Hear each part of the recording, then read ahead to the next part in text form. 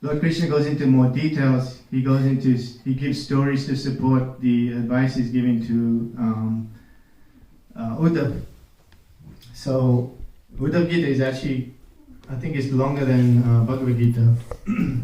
So in the chapter 22, at the end of chapter 22, what Lord Krishna is advising Uddhav, he tells him that one should, despite being attacked verbally, being abused by others, he should remain steadfast and determined in his spiritual practice. And by doing so, he will be successful and attain the highest goal. So upon hearing this, Uddhav, he's kind of questioning this. How is it even possible? So he questions Lord Krishna. He says, how is it even possible to keep your mind steady? After being attacked verbally, insulted, and so on. So then it starts to the chapter 23. So at the beginning of chapter 23, Lord Krishna, admits to Uddhav. He says, there is virtually no saintly person that after being insulted can settle his mind. And he further says that the pain of an arrow piercing one's chest and touching the heart is less painful than the pain of being insulted by an ignorant person. So, who here has put your hand up as being insulted by people and it hurt a lot? I'll be surprised if somebody doesn't put their hand up. Right, so I didn't see, I was expecting more. Okay, so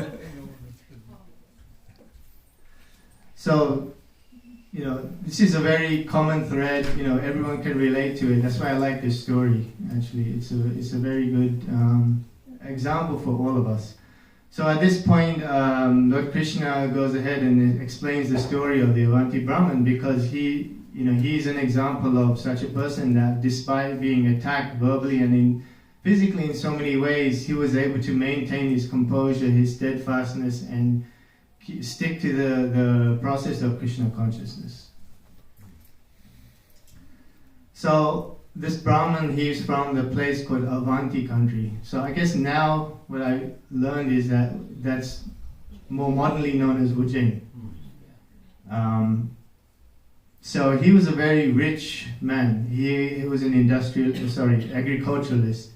He was a merchant, and he was very wealthy. And the problem was that he was very miserly. So a miser is somebody that hoards their wealth. They don't share it, they don't spend it. So he did not even spend money on himself. So sometimes, rich people, they spend money on cars, but they don't donate. But this person didn't even spend on himself. He didn't spend on his family, didn't spend on his relatives. He just was in the business of collecting money for the sake of collecting money. And for this reason, his family, his relatives, they didn't really like him. They were very inimical towards him because he was so cheap. Actually, yesterday, my wife, she showed me this video from a TV show called Cheapskates or something like that. Is on TLC. So it reminded me of this Brahmana. So in that show, you can see families who are so cheap that it's beyond comprehension. So in that example there, the family, the kids are taking a bath in an outside kiddie pool, and then as soon as they're done playing in the pool, they use the same water, they put their pots and pans in there and start washing the dishes. So this is funny, if you get to see this. Anyway, so in addition, this Brahmana, he did not use money towards or give for sacrifice towards the family deities, I guess sometimes people refer to them as Kuldevi or the family, demigods. So even the demigods didn't like him, right? So, and the other thing is, whenever he had family or guests come over to his home, he would not welcome them nicely. Normally when so many guests come over, right, we welcome them, we give them something to eat or drink, we sit with them, speak nice words with them, and so on. He didn't do any of this stuff. So nobody really liked him. He was mean-hearted, mean-spirited, and then there was like no affection towards him. So everyone kind of became disgusted with his behavior. So anyway, so slowly over time, he lost all his money, and probably triggered by the demigods who were not really pleased with him. So his wealth was taken away in different ways. Some of it was taken by family members, some by thieves, some by just strokes of misfortune, like fires in the home, the effects of time. In that mean something like sometimes when there's a farmer, the crops fail because of the rains didn't come or so on.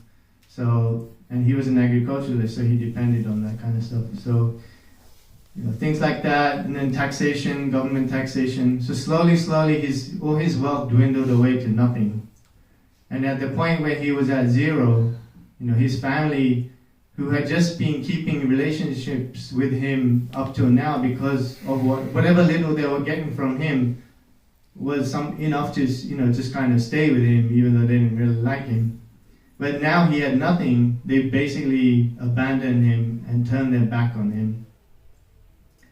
So now this brahmana, he's all alone, penniless, and he's pretty much distraught.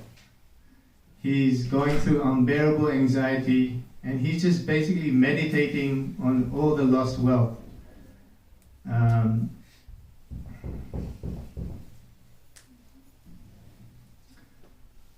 So the brahmana, while he's sitting there meditating and in desolation, he's upset with tears in his eyes. He suddenly felt like a strong feeling of renunciation come over him. And while he's coming to a realization, and then he starts to speak a few verses of what he's realized from this experience. So he said that he laments that he's tortured himself and his family, and he's wasted his life by chasing money and not using that money for the right purpose. He says that misers in this life are never granted any happiness, and even in the next life they go to hell because they're basically offenders. And any good qualities one has, they are basically nullified by any trace of greed. Like if you see, a lot of times in the news, you see famous or wealthy people, and then they do something, commit some crime or do something very wrong, and their whole career is just upended, and all the hard work that they've done just goes down the drain because their reputation is damaged. So in the same way, a trace of greed in someone's heart, or that they show, that affects. Nullifies all the good qualities. And the Brahmana gives the example of a very beautiful person. Once there may be somebody who's very attractive, very beautiful in every single aspect, but then they may have a trace of leprosy, like white leprosy on their skin. And that basically nullifies all of their beauty. He goes on further and explains that wealth, which is not used properly, results in 15 undesirable qualities. Some of those include theft, violence, speaking lies, duplicity, lust, anger, perplexity, pride, quarreling, and so on. He explains that family members, they will break off relationships at a given moment over a single coin. And even to the point where they become rivals and they become enemies, and even to the point of committing murder. And sometimes we actually see this, this is kind of extreme to go to the length of murder, but sometimes we see that, if somebody passes away and they leave some money behind, right, and all the remaining family members fight over that money like they're enemies. So we see this sometimes as well. he also explains that human life is so valuable that demigods pray for human life. Human life is the only mode or type of body that we can attain that allows us to go back to Godhead, or go back to escape this life cycle of birth and death. You can't achieve that in the form of a demigod. You can't achieve it in a heavenly body, or when you've attained the heavenly planets, and neither can you attain that opportunity when you're in the lower forms of life, like animals. So the human form of life is extremely valuable, and he's lamenting that he had this life. He's an old man now, and he wasted it, he squandered it, and he didn't use it for the right purpose. But ultimately he realizes that because he's come to this realization, he's come to this point of renunciation and surrender, that the Lord is actually pleased with him in the way that he's given him this blessing, that he's able to have lost everything and be forced to surrender to the Lord. You can think of some other examples like this, like Prabhupada. He, for instance, had a business, and then his business sort of failed, and then he was kind of, economically he was not doing so well, and then he eventually kind of forced him into this path, the spiritual path, and ultimately he took up the sannyas. Pingala, there's a story of Pingala from Bhagavatam. Pingala was a prostitute.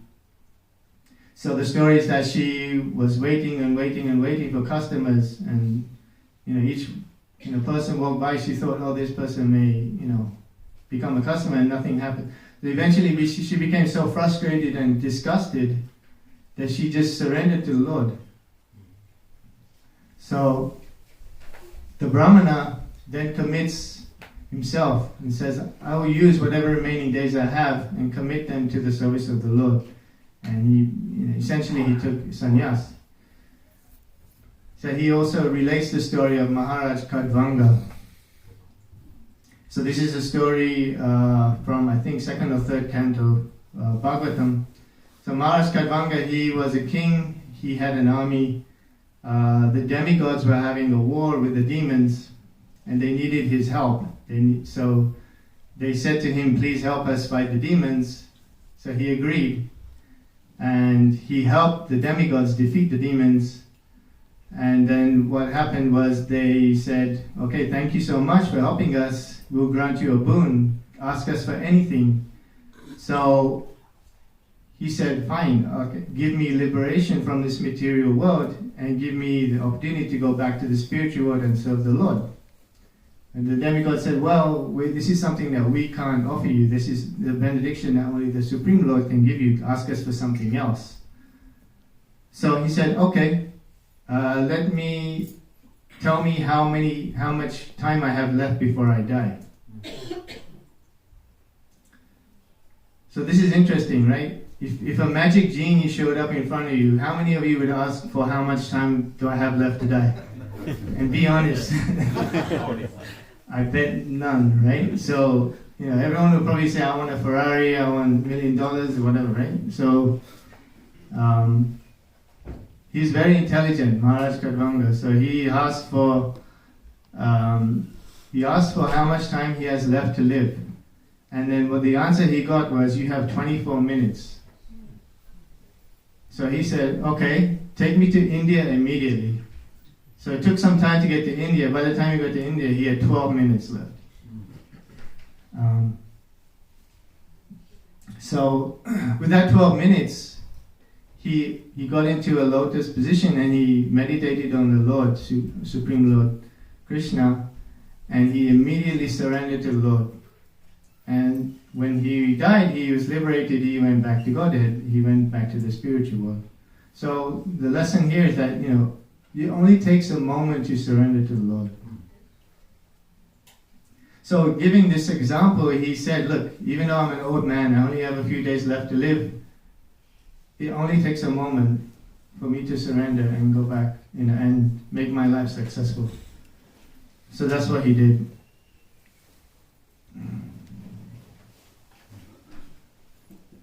So this brahmana, he took up the life of mendicant. He's going around begging for food, worshipping the Lord constantly. So taking up the life of a sannyasi basically. However, the town where he was, he was notorious. He had that bad reputation because before, he was a miser and nobody really respected him. And now he's a beggar. Everyone was kind of, saying, shame on you and so on. Nobody was really sympathetic towards him.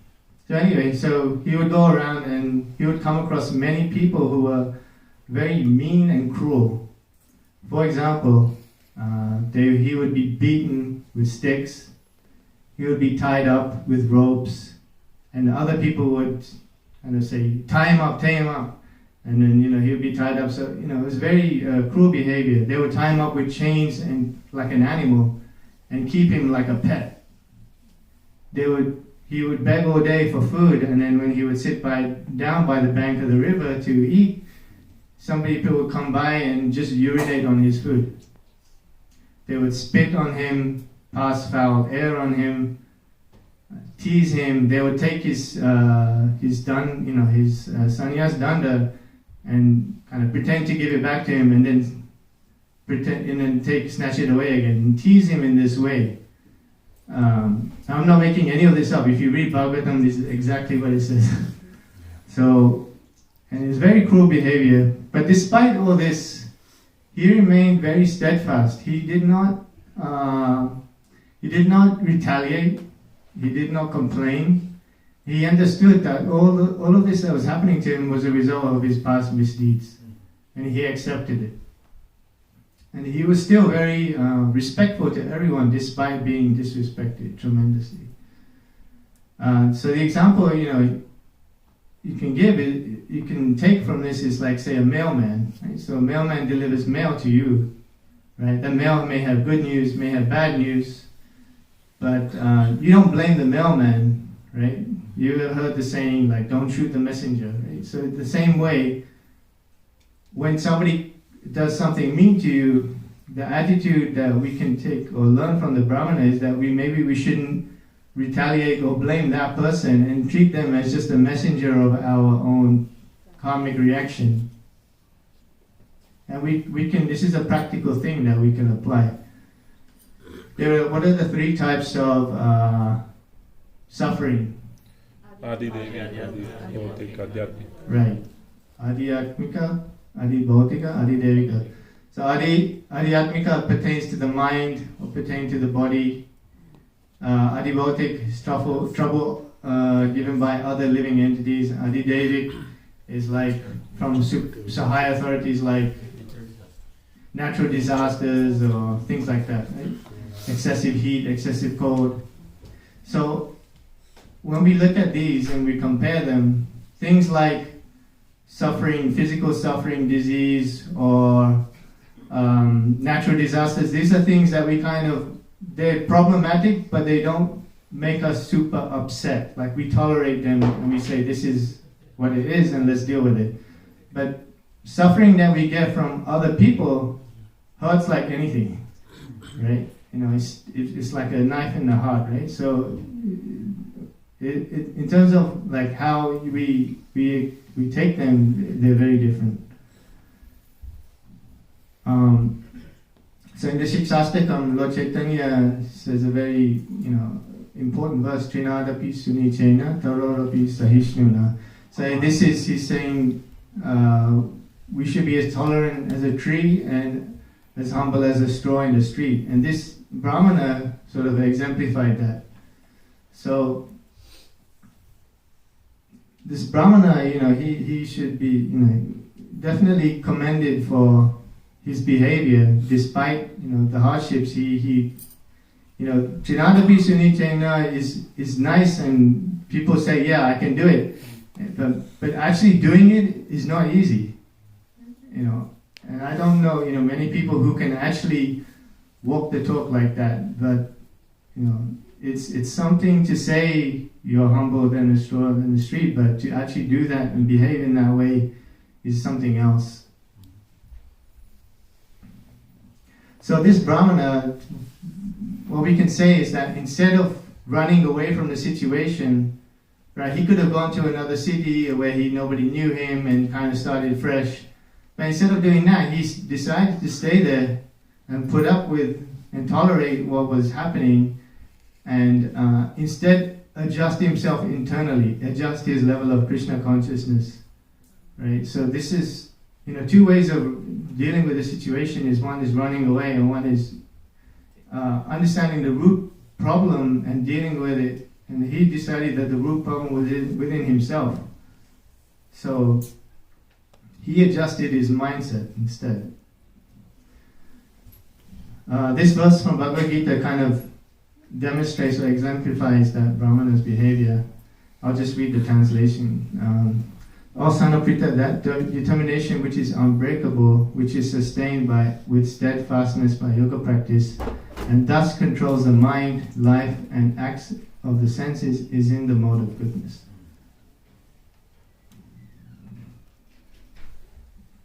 So this Brahmana now, he makes a prayer. And this verse is one of the key verses, so I'll just read it. Vija vacha nayam jano me sukha dukkha hetu na devatma graha karma kalaha mana param karanam amananti samsara chakram parivartayat. The Brahmana said, these people are not the cause of my happiness and distress, neither are the demigods, my own body, the planets, my past work or time. Rather, it is the mind alone that causes happiness and distress and perpetuates the rotation of material life. So what the Brahmana, this is like a prelude to what he's about to say. So he's saying that the cause of his distress is not any of the people, demigods, his own body, the planets, past work, or time, right? It's actually his own mind. So then he goes into explaining why each one of these possible causes is not actually the root cause. So, starting with people, he says people cannot be the cause of my happiness or distress because interaction with people involves the material body. And he says, because I'm the soul, I'm not the body, you can't really be the cause of my happiness or distress. So then he rules out people. And then he gives an example. If you bit your own tongue, right? And who's bitten their own tongue here? Okay, people are lying today. I don't know what's going on. So everyone's bitten their tongue. I'll just say that. And it's really painful, right? When you bite your own tongue, like it's happened to me, and like tears come out my eyes. It's so painful. So anyway, he's saying that when you bite your own tongue, you can't blame somebody else, right? You can't blame another person. So in that sense, he refutes that argument that people could be the cause. So the next one is demigods. There are demigods that control different parts of the body, like there's 12 devatas. So, but again, like the argument is that suffering relates to the body, he's saying, not to the soul. So he said, it can't really be the demigods, and I can't blame the demigods. And then he goes on to the soul. So here he says, if happiness, so he says something a little cryptic and confusing, but he says, if happiness and distress are the nature of the soul, then nothing else exists, including happiness or distress. But the point of it is that the original function of the soul is not to enjoy or suffer material happiness or distress. The soul is aloof, right? So if you read Bhagavad Gita chapter 2, there's a very descriptive, good description of the nature of the soul, right? So he's saying that the soul really isn't something that is receptive to material happiness or distress. And he also says the body, if you take the soul out of the body, the consciousness, right? What are you left with? A piece of, like a lump of dead matter, right? So the body itself, without consciousness, is not able to experience happiness or distress either. So then we rule out the body and the soul as being able to experience happiness or distress. You're left with, well, what is actually experiencing happiness or distress? Next he goes on to the planets.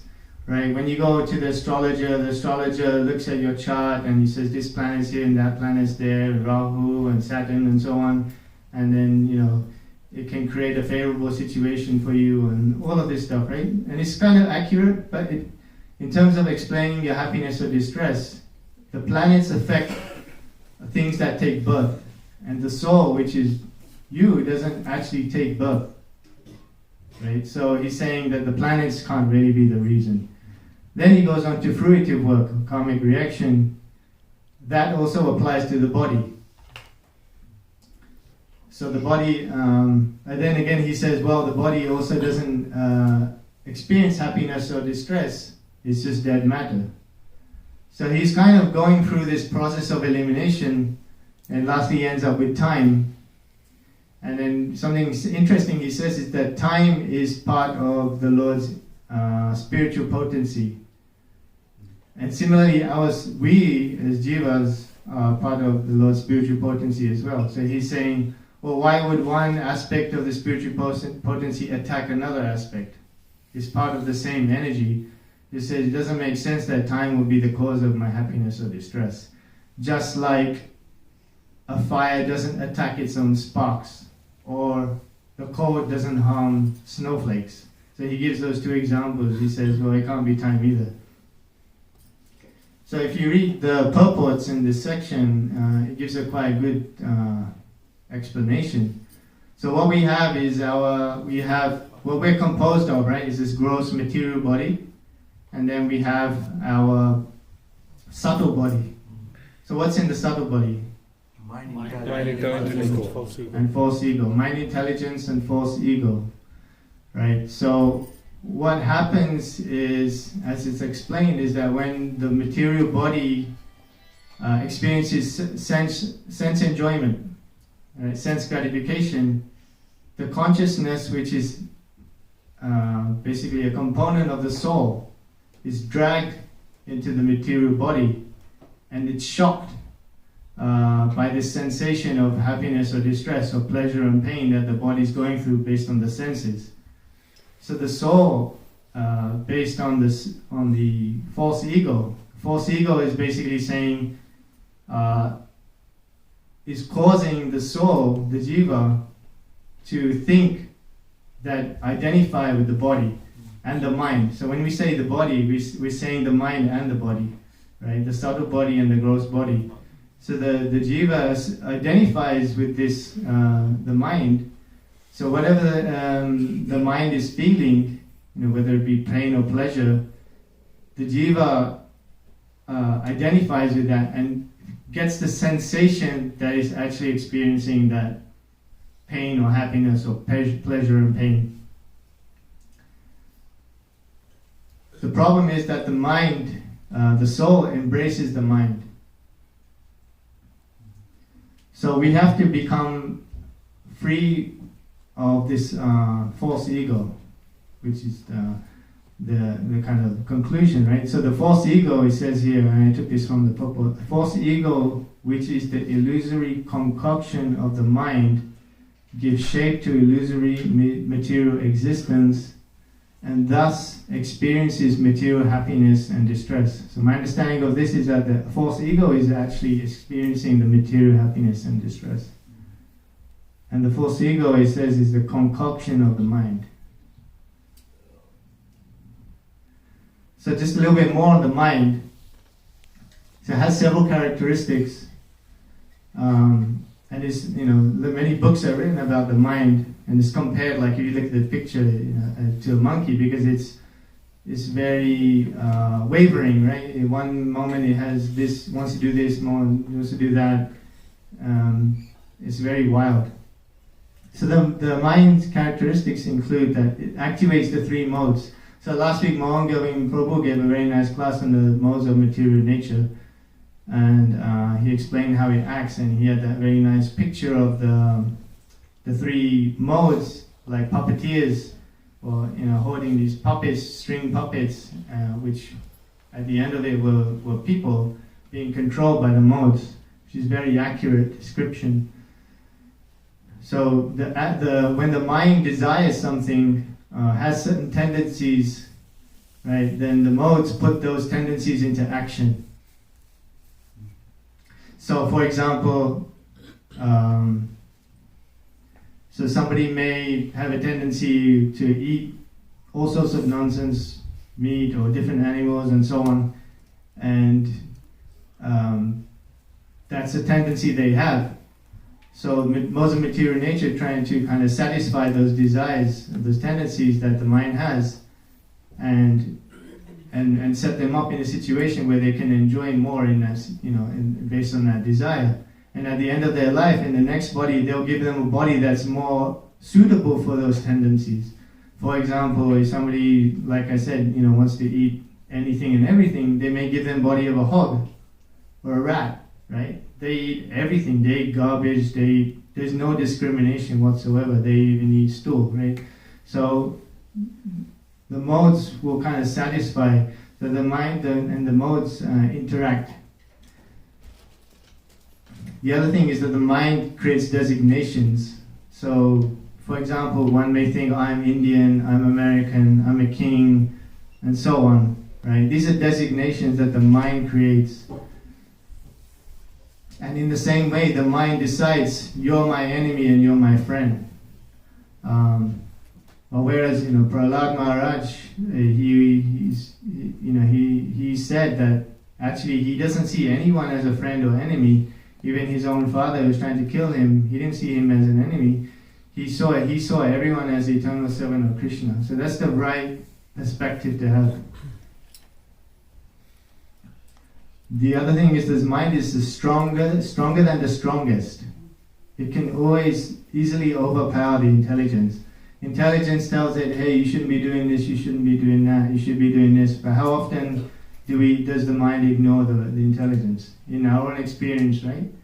It's all the time. It's so powerful. You could be on a diet, you're not supposed to eat sugar, you're at a party and you see a big piece of cake in front of you. Your mind is intelligence saying nope, and your mind is saying yes, right? And then your mind wins most of the time, right? You justify it. Ajamil, right? Everyone knows that story. Ajamil, right? He was a brahmana, and then he saw this couple embracing, and his mind became agitated, and then from that point on, he led a life of sin, right? Despite all the training he had, his mind just overtook him, overpowered him. The mind is kind of like a mirror of the world into your internal being. So the mind can be like the worst enemy and your best friend. Another example, so the last point there, the soul is simply following the mind and body and identifying with it due to false ego. Hence it feels suffering. So, in the story of Ajamil, right, everyone remembers, right, when he's at the point of death, the Yamadutas are coming to drag him away, right, take him for his punishment. But what are they actually dragging away? They're not dragging his soul away. The soul is actually him, but they're not dragging him, because they have no power over the soul. One of the characteristics of soul is it's immovable. Nothing can move the soul. What they're dragging away is his subtle body, right? His mind, intelligence, false ego. The reason the soul goes along is because the soul is embracing the mind. The soul just follows along. It's following the mind. So they're dragging away the mind and the subtle body, and the soul is just following. So I didn't realize that either until I read this recently. It's quite interesting. So the Brahmana, he became a sannyasi, as I mentioned earlier. And the next key verse in this chapter is this one. I'll try to pronounce it. Etam sa'atya parakmanishtam adyasitam purvatame maharshibhihi Aham tarishyami duranta param tamo mukundangri nishevayayeva. I shall cross over the insurmountable ocean of nescience by being firmly fixed in the service of the lotus feet of Krishna. This was approved by the previous acharyas who were fixed in firm devotion to the Lord, Paramatma, the Supreme Personality of Godhead. So the ocean of material existence is a huge, vast, unending ocean. And it's almost impossible to cross this ocean unless we take up devotional service of the Lord. And there's a comparison given to the footprint of the calf. So when the calf makes a footprint in the mud, right, it kind of makes a little puddle. So that from a big ocean, we can convert that big ocean into that small calf footprint by taking up this process of devotional service. So the Brahmana, he dedicated his life to become, in the service of the Lord. So if one accepts sannyas, what that means is in the Gaudiya Vaishnava tradition is that they dedicate their mind, body, and words. There's three things to the service of the Lord, 100%. So all day, all their waking hours, they're using their mind, body, and words in the service of the Lord. And that's why when they take sannyas in our tradition, they have a three dandas, right, which are wrapped around with a cloth. Each danda represents each of those three items. So if somebody is a sannyas, but they're not 100%, they're not a sannyasi, period. So it's a very lofty position, very, high, extremely high standard to be a sannyasi. In the Mayavadi tradition, Prabhupada always talks about Mayavadi, they only have one danda. Their goal is also different, right? Their goal is to merge into the Brahman effulgence. They don't really believe in the personal feature of the Lord. And so the idea is that they're disgusted with material existence and they want to escape and merge into the Brahman effulgence. So Lord Chaitanya, when he took sannyas in Katwa, right, that was a very momentous occasion in his Leela. So at that time, after he took sannyas, he declared, I will go to Vrindavan. And all his followers said, and we will come with you, right? Then they were all cheering. But then, after some time, when he headed out, he asked them to go back. And eventually he ended up in a place called Radhadesh. So in Radhadesh, he's very, contemplative, and he quotes this verse, this exact verse from the Bhagavatam. And that's why it's very significant, this verse. Like when somebody takes sannyas, they remember this verse because it's very important. Here the word Paratmanishta, it means being a devotee of Lord Krishna. Alright, so just to summarize, right, what did we learn? Right? We learned that we should accept the events in our life as a result of our past actions. And we should not blame the messenger, right? We should see that person as the mailman, as it were.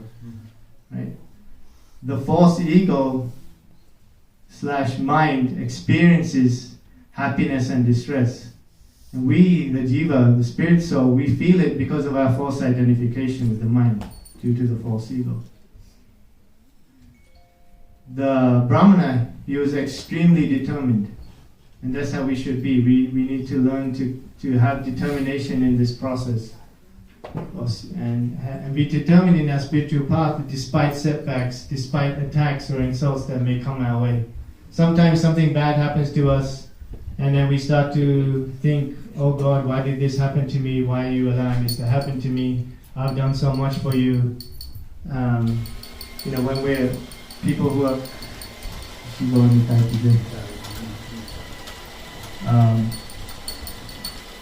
So this Brahmana, he didn't have that kind of mindset, that victim mindset that many of us who are less advanced may have. So he was just determined, he was tolerant. And lastly, we can surrender to Lord Krishna by leading a very Krishna conscious life. So whereas the Brahmana, initially he was very greedy with his wealth, instead of that we can give our wealth or use it in Krishna's service. We can support our families in a way and make them Krishna conscious. We can chant Hare Krishna, take part in Sankirtan, distribute Prabhupada's books. So this way, when we take the word surrender, it doesn't mean, just go off somewhere and meditate. It means it's a practical thing that we can do. We don't have to be sannyasi. The point is we can be surrendered without being sannyasi. We can be surrendered in our family life just by following the program that Srila Prabhupada has given us. It's such a practical program, but yet it's so sublime.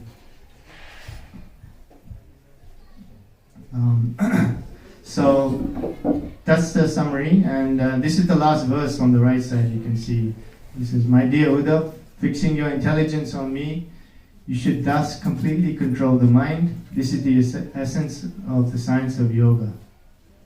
So with that, I'll end it. Thank you very much.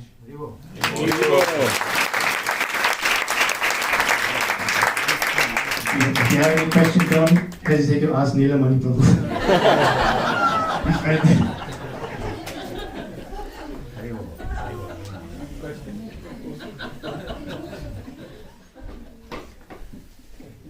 So when you say, Sure. Prabhu, when you say the soul follows the mind, so what is it?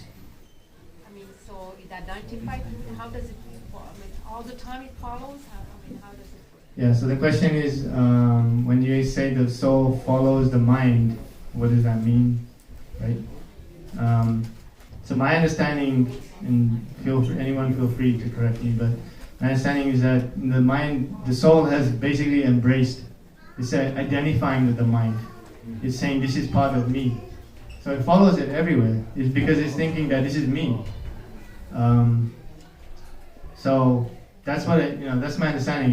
It's kind of wherever the soul goes. When you die, you take a new body, right? You leave your physical gross body behind. It's useless now, right? But now the subtle body goes to a new body, and the soul follows because it's attached, it's embraced with that subtle body. So wherever that subtle body goes, life after life, the soul is just staying with it. If anyone has any other answers, but that's my understanding. So by purifying yourself, by being Krishna consciousness, it kind of like make the differences, or it detaches completely from it?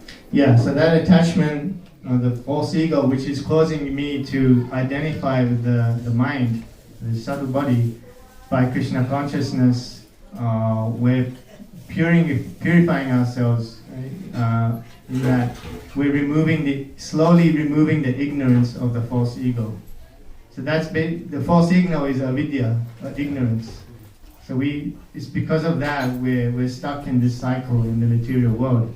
So by performing Krishna consciousness and following the process of devotional service, we're slowly purifying our contaminated consciousness. And that way, slowly, gradually, we'll be free of that ignorance. And then, ultimately, we want to be free of our mind, right? So, when you're free of your mind, ultimately, when you go back to spiritual world, you don't go with your mind. But in the material world, you're always with that mind, that subtle body. And that answers the question. So what about the false ego? Does that also go when you never think on that, or is that? Yeah, so the false ego is also part of the subtle body. Subtle body is mind, intelligence, and false ego. So the three go together, stay together, and the soul is attached to them or bound. So when we think of false ego, we always think in a negative way, but that's not always the case. So is it to false ego to also be like we could lessen it out or something with Krishna consciousness, or something? It is, I would say it is considered sort of a negative thing, right? Because it's binding you in this world. The reason you're in this world, because the false ego is keeping you here. So in that sense, the false ego is the reason that you're stuck here, right? Because it's forcing you to think in terms of I am mind, I am this body, I am American, I am Indian, and so on, right? So the false ego is really the core of the issue. So the goal is to remove the effect of it by performing devotional service. Hope that makes sense. Krishna says, Arjuna says in Bhagavad Gita, it's easier to control the wind than the mind. So is that means like controlling in one lifetime? I'm not sure, but does it mean like when you do little by little, when you take birth, then eventually you work on it, and little by little the soul kind of like detached from the mind and the ego? Yeah. So. If I may. So like Mataji asked, false ego. Yeah, false ego is there, everybody has it. But then when we practice Krishna consciousness, we move away from false ego and situate ourselves in real ego. What is real ego? Me, I am the servant of Supreme Lord Krishna. And when you are fully engaged in the service of Krishna, so your mind, body, intelligence, everything is engaged in Krishna consciousness. So that is our real nature. And then when we move out of this body, so then it's a journey towards Krishna. Yeah. More. Maharaj Khatwanga's story is very instructive, right? It's described in one instance he became completely surrendered.